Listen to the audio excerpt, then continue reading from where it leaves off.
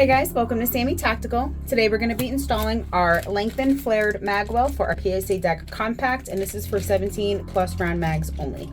First thing you're going to need is obviously your lengthened Magwell, a small Phillips for the small screwdriver, and then your PSA Dagger Compact.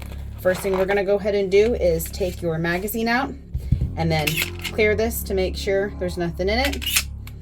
Okay, once you've done that and everything is safe, then go ahead and take your flared lengthened Magwell out and your little screw. Put the screw off to the side. Now this is super easy to install.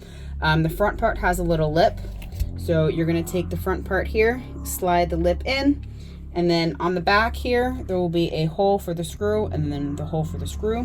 So all you do is clip it right in just like that. Then we will take our small screw, put it in the back, take your Phillips, tighten your screw in.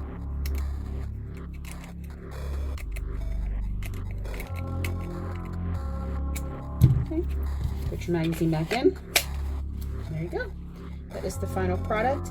Now this is listed on eBay. I'll put the link in the description for you. And we do have some other products coming, but this is how it looks, the final product.